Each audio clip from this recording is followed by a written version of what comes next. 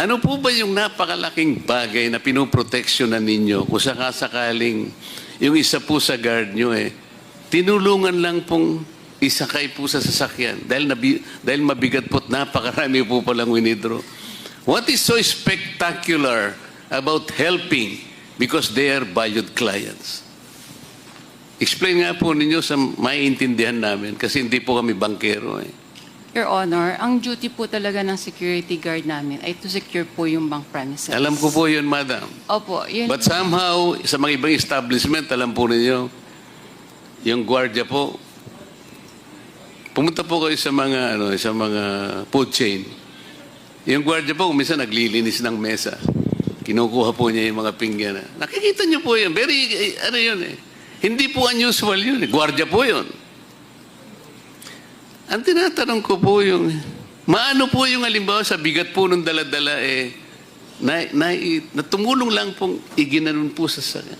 Ang laking bagay po ba noon, madam? I'm sorry, Your Honor. Talaga pong ganun ang... Ano nga po yung wisdom?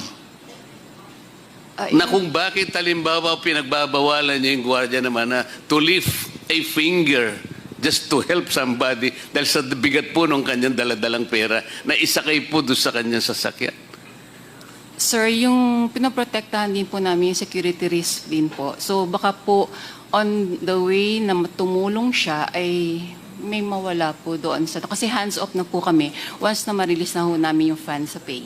Mr. Chairman, can I have a very quick interjection with the indulgence of our may good compadre? With the indulgence of Congressman Marcoleta, just a quick interjection from Congressman. Just a very quick interjection, Mr. Chair. With the indulgence. Yes, Congressman Garin. Yeah. Mr. Chair, the security guard of a bank is different from the security guard of a restaurant. Kapag ang security guard ng isang bangko ay naghakwat at biglang pinasok yan at hinold up, imagine the lives that will be at stake there. Paano makaka-respond yan kasi ginawa mong kargador? That's one.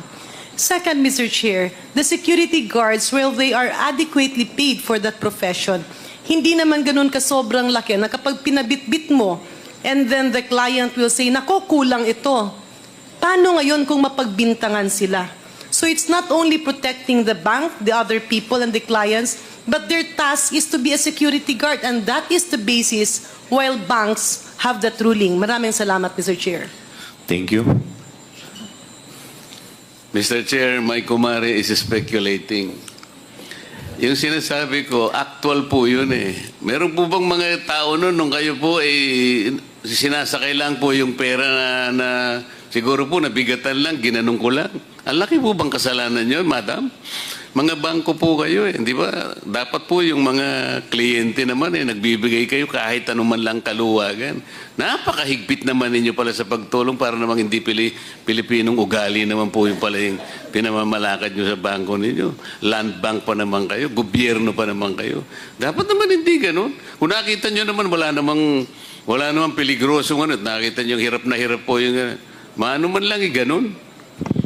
Nasabi ko lamang po, madam, sapagkat parang hindi naman kapani-paniwala naman na...